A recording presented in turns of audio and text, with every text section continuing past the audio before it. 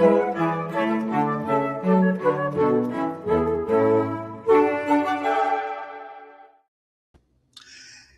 ladies and gentlemen. It's a chess show on Pod TV. My name is Sasha Star, and today our guests are two professors, Ken Regan. Welcome to the show, Ken. Yep. Thank And you very much. Welcome Dan, back too. yeah, Dan Fleetwood. Welcome to the show. Hi, Sasha. Hi, Ken. Happy to be here.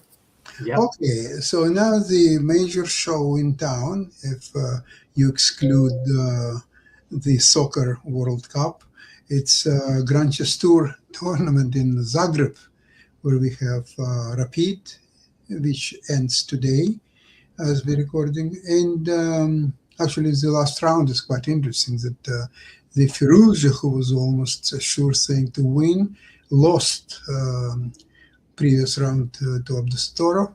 So right now it's open. He's still in the lead, 11 points, but we'll see. And Ken, what do you have for us about this? Well, the game was just finished against Abdusattorov. Has to be the game of the tournament. Yeah, absolutely. So far. I have several games from the first days, but we absolutely must see the game that just finished a short while ago. Agree. Yeah. So let's take a look. right away from the opening. So right now, Firouzja has a 1-point lead, and Noterbach is 2 points back. So we may be able to come in on the game. But anyway, it's not a Berlin, it's a Berliner. Well, it's the two knights. Yay! Defense, not the variation that Berliner played out of though. So I'm being rather facetious here. Sure. But it gets interesting with Bishop D3. Okay, more modern move, and I don't really know anything about this line. I am following this with computer analysis, so I'll show you how much trouble computers have with this situation. If this reproduces, it will shortly show Queen C7 as the best move, maybe in about 10 more seconds. Yet Queen C7 on this rendering of the computer's hash table is dressed as a blunder. Well, I should have taken a screenshot while I was preparing this before Queen C7 showed as the best move by about this point. But okay, let's see. So actually, this is thinking it's an error, although it eventually decides not. And really, I think Bishop takes H7 is a mistake. So what is the? Oh my goodness, yes. White plays a normal move. How much of this was known to the players, we don't know. The piece to take a notice of here is the attacking Black Monarch. Okay, so the Black Monarch starts. Knight F3 also is a non-mistake. Okay, so here, I don't know, optically Black is doing fine, but Black starts overpressing, and here begins the Black Monarch's journey. Now, the next move really is overpressing.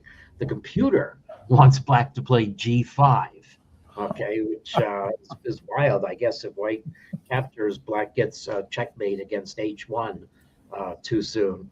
But Knight C6 is the move I would play. Bring the knight back on side. So anyway, E4. Let's attack with our own king in the center when the opponent can castle and one of the knights misplaced. Okay, so White does play knight H2, but knight G1, let's see, knight D2, I guess, is the only bad move because of E3. So, well, trying to ask Black, what are you doing? Well, Black's king steps aside, so White can't play queen G4 with check. White castles, and now Black brings his knight back. And so now here comes the Black king. Okay, well, I mean, White's army is nice and compact, and Black's rooks are not in play. So this can only be bad for Black, but it gets very flashy still. Okay, one of our rooks is in play. Now we're opening up a battery, And here comes the black king again. King G6, sensible move, but no, Firouzja. Oh boy. It looks safe there, actually. I can't really blame that move, except that, well, rook f4 check might be a problem in some of these lines. Anyway, bishop c3, very natural move. Black decides not to trade a pair of rooks because that just gives white control of the center. And, well, this temporarily looks okay for black, but you've jettisoned the pawn. And now white is able to start shooting ducks in the alley because black is pinned. Now that's pinned that way. And the price black has to pay to resolve this pin is that white gets a terrible passed pawn. And it turns out that because of check motifs, white's pawn is inviolable. And but the nicest motif is upcoming, maybe unnecessarily here, because white is really winning this position up 2 pawns in any way white chooses, up 3 pawns now, 2 pawns again. But going to make a queen, so black king, last counterattack. Okay, so threatening knight e2 check and rook h5 checkmate. And white has several ways to deal with this, like just moving the rook on f1 out of the way is one way, but white finds a very flashy way to deal with this. Knight e4 check with the point, and here's where Firouzja resigned, is that after rook takes e4, now you make a queen. Okay, now we are going to do the same line, but white's new queen is checking the square, and white is now just exchanging a pawn up. So game stayed flashy to the end, potentially very important for the final standings. Firouzja got out with a house of fire. I think he won his first 3 games, if I recall correctly. Actually, I can just click on him and check this. Oh, he won 3 of his first 4 games.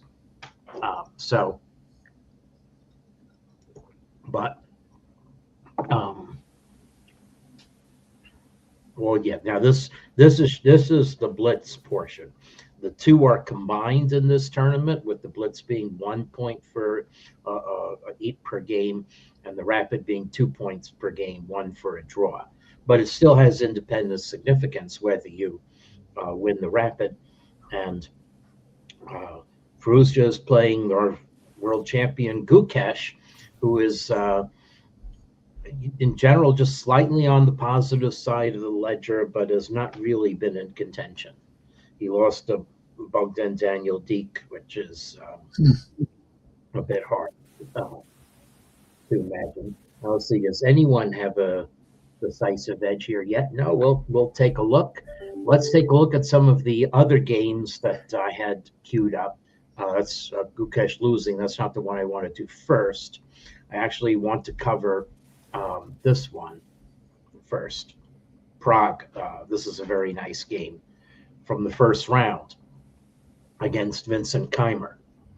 Yeah, very good game. Mm-hmm. So, okay, 4 knights defense and bishop e2, a move that never would occur to me to play here. I mean, obviously, knight takes d4 is one move, and bishop c4 is the next move. White can also castle, although I don't think that had any bite to it. But bishop e2. This is a move that only a computer could love. Yeah, I don't get the point. If knight takes f3 check, I mean, oh, look, I would chop on e2. What's wrong with chopping the piece on e2? I guess the computer thinks white has a standing little advantage. I don't know. I'll play d6 and I guess. Well, I think black is. I like the bishops. But anyway, knight takes f3 check, and bishop c5 is certainly natural too. Okay, so just an interesting strategical position. The computer likes white. Again, white has 2 bishops. This is seemingly colors reverse the kind of position I was wanting to play before with knight takes e2. So But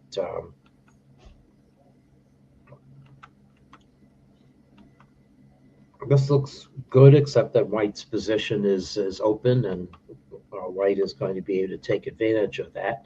So the game of so now I think everyone can recognize that white has an advantage here. But some nice tactics happen, beginning with Keimer's next move to try to confuse matters.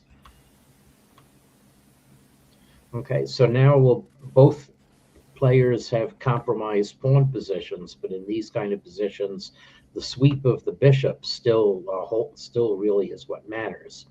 But white has a nice tactic coming up that maybe Keimer underestimated.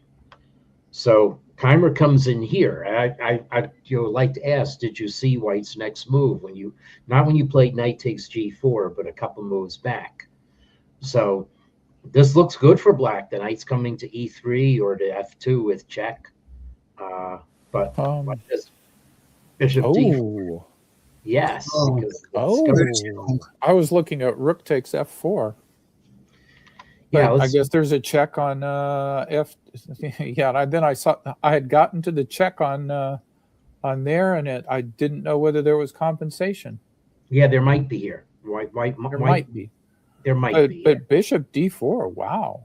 Yes, bishop d4 is a really nice move here. That's very clever. Yeah. Yes. I mean, you only have to see two moves, but it's still clever. Yeah, you have to see it from some moves back. Right. Okay. But now, oddly enough, rook takes f4 is a mistake. So this is where chess gets very, very subtle. So, I mean, rook takes f4 is the most natural move on the board, but it allows black to regroup a little. Whereas the queen e1, the point of queen e1 is that if black plays queen g5, then you've taken h4 away from black's queen. And if he plays queen g5, now this actually does discombobulate black. Okay, because they have to g6, rook takes f4. Now black is not going to be able to play the way he does in the game.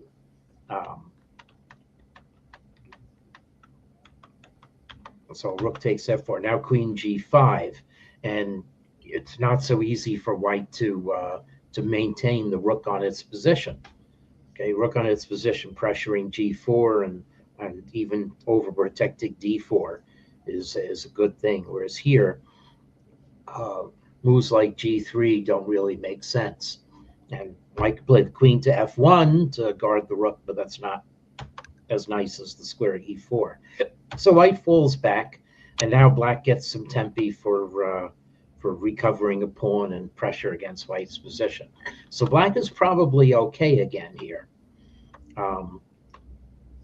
But black gets himself tangled up. So now black actually has to think in an organized way about how I'm going to save that knight.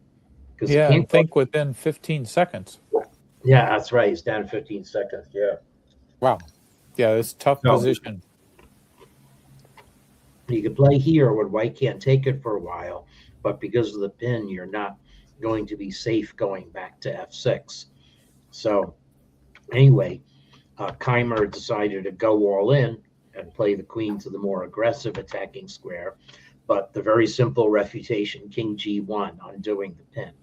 Whereas with the queen on h6, king g1 doesn't work because now you can, let's see, why doesn't this work? Because f4 is coming in. It's just a nice attack. So okay, with the queen on h4, king g1. Okay, now f5 does not work because after h takes g4, h takes g4, white can pigeonhole in here, and that's the problem. The queen on h6 was covering that square. Yes. And now f4 is not happening. Okay, and g5 is too slow. White goes queen e5.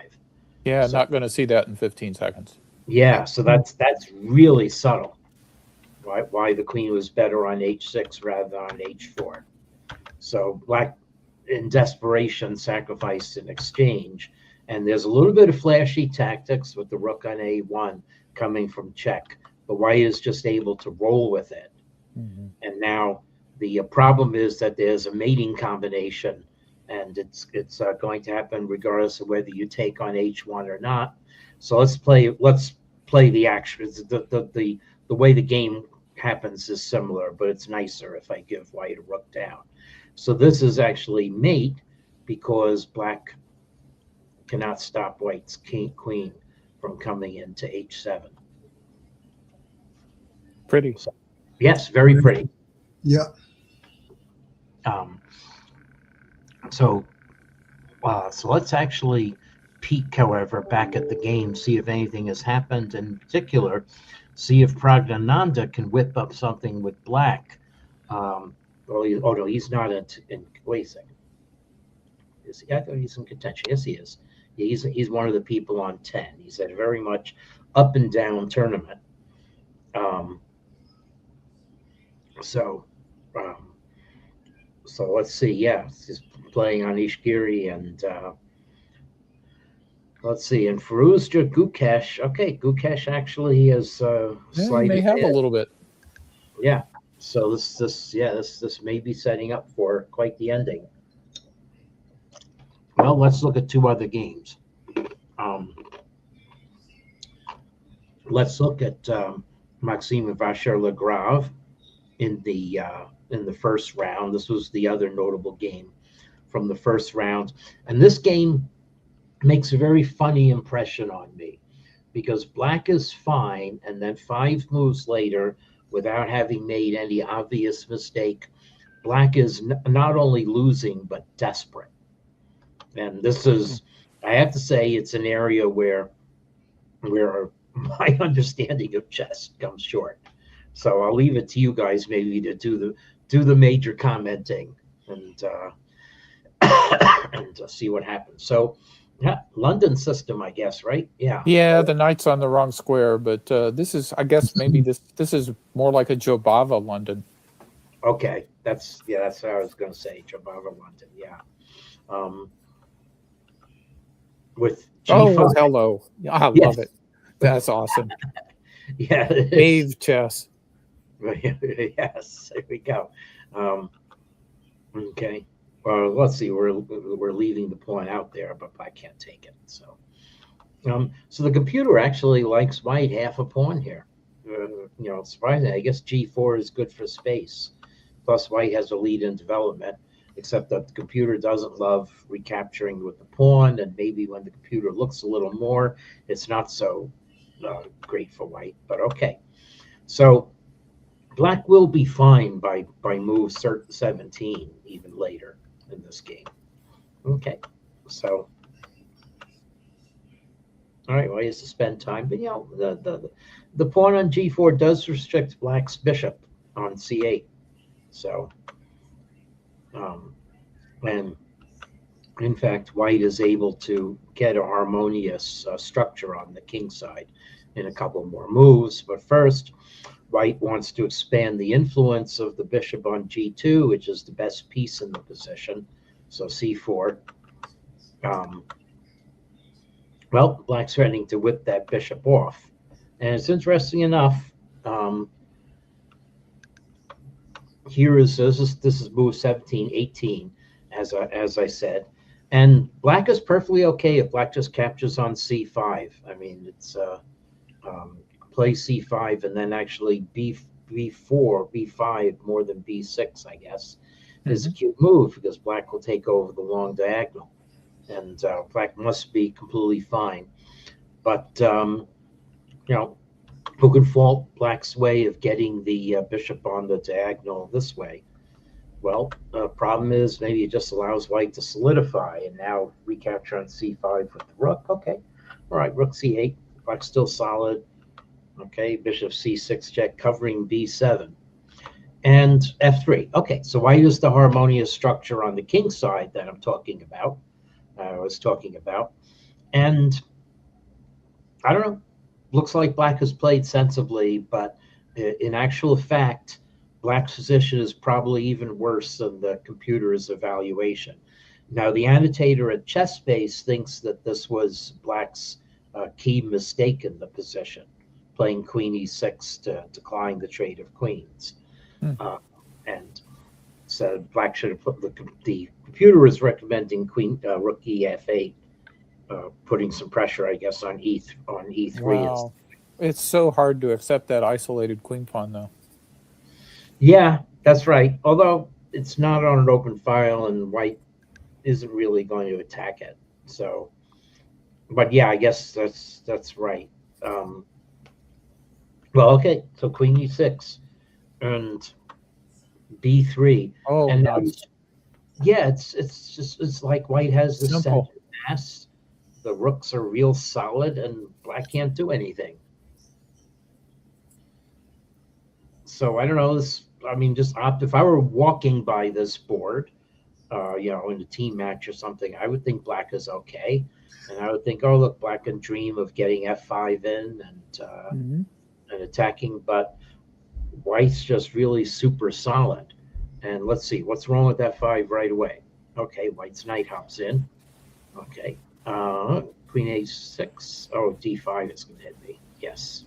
Oh, yes. yeah. Okay. It was an east. That's tricky.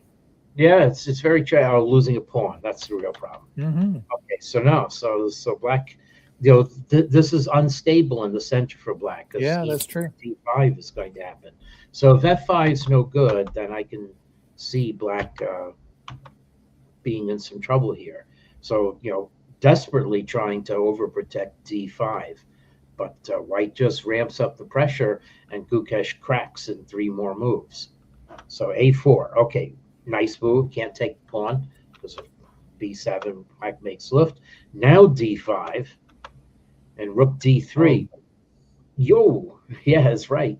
So the thing is, E4 is going to win the bishop if you guard it. So Black's actually down a bishop, and Gukesh, plays a desperado to try to get 3 pawns temporarily for it and maybe get some play against White's king. But there really isn't anything. And here, White just has a nice crunchy move. I mean, there are other good moves in this position, but that's certainly very pretty. Very unexpected sacrifice. Yeah, it's 2 rooks and a knight against a error. Yeah. So this is actually probably mate. Yeah. This is going to be made in short order. So Wow. Yeah, real power stuff. My goodness. And now White has won back 2 of the pawns, and it's very easy from this point on. And gave up. So Well, yeah.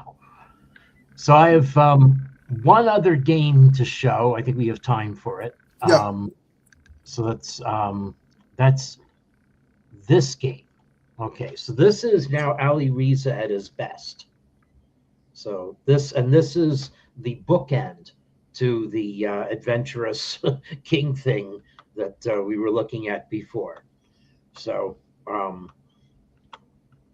quiet start,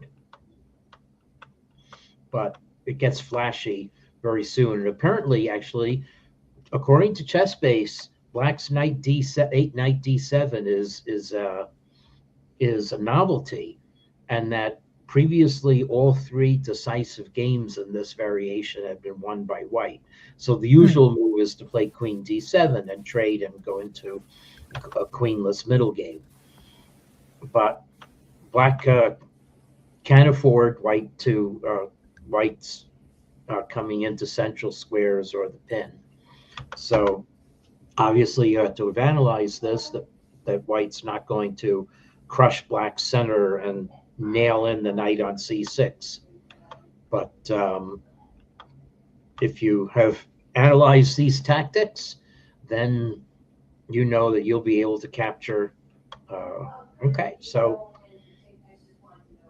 Black is okay here. Capture on C6 in time before. Oh my goodness! Goes splat. Wow. Yeah. So what's going on here? Okay, bishop C6, knight C6. Okay, so we'll just accept a hole on C6. Now the computer likes White after this, but Now, the other nice thing about this position, there's a really beautiful tactic that I'm sure Vincent Keimer thought was going to be good for him. Okay, so white is already eyeing a position where white is going to win black's rook on g8 and promote the pawn on g7, but it doesn't work out that way. So, by the way, queen takes c6 maybe preserves an advantage for white. I don't know. I have to look at it more. By the way, pawn takes c6. Looks like white is going to win on take on g7. So here we go. Knight takes g4. We capture on g7. And here comes queen takes h7. Okay. Looks like, boy. King e7 obviously gets crushed by bishop d5 check. So black resigns, right? Well, he's got, that weakness on the long diagonal. Yeah, stuff on the long diagonal. Oh, goodness. Oh, yes. Yes. And you can't even do this because this is... right. That's just flat out mate. So, nasty. So suddenly counterattack. Nasty. And so white played f3, but now castles. Oh, and goody. Suddenly rock solid for black and just winning. So, wow. So really neat. I mean, it's very pretty. Yeah, very pretty, like some soccer moves that we've seen in the World Cup. Counterpunch. Just to counterpunch. Yeah, just that's exactly right on the attack. And now, so the game actually is still fun because of how black is just able to crash through. So f4. Now can't take with the queen because a knight e2 check, can't take with the other pawn, so that pawn is just landed. Well, you have to look a little far ahead. Yep, winning on the board and winning on the clock. Yeah, that's right. Winning on the clock. Didn't even notice that. Yeah. So if you take on d5, then we don't even have to recapture. So if we go here, it's g2 mate. Yep. So you go here, and now knight f4 check. Okay, and that's so white played g3 instead, and then gave up after that. Goodness. It's too much stuff. Like, oh, that's right. This is the nice crunchy move. This maybe is what Keimer and Time Pressure didn't see right away. So okay, beautiful game. All right, great tactics. Yeah, very pretty. Let's take one last look at what's happening in the round as we go to press. Well, crisis in the game's not reached yet. All the games are fairly even, except for the computer giving Bogdan Daniel Deek a slight, Dats, I guess his name is, a slight edge. Noterbeck and versus Saric is very exciting. Maybe the computer is already seeing perpetual check. Who knows why it's giving 0.00. Let's see. Oh no, actually. That's an illusion. It's like once I click something more specific, it's liking black. There we go. Computer sees something at high depth. So, okie doke. I guess that's it for now. It looks like Firouzja versus Gukesh. Well, oh no, this is exciting. I mean, yeah, that looks like it's going to be quite an adventure. Yeah, I mean, black is all three results possible. Yeah. So very unbalanced position indeed. Well, looking forward to continue the conclusion of repeat and 2 more days of Blitz games. So what a pleasure. It's difficult to combine this with world soccer, but the advantage for us is that all the chess games mostly in the morning, so we can watch both chess. What a day! What a day! What a day! Yeah. Let's enjoy it, and thank you so much for today's program. And we'll see you next week, same place, same time. Okay. Bye, everybody. Have a great day. Okay. Happy 250th. Happy 250th. Okay. Bye, everybody. Bye.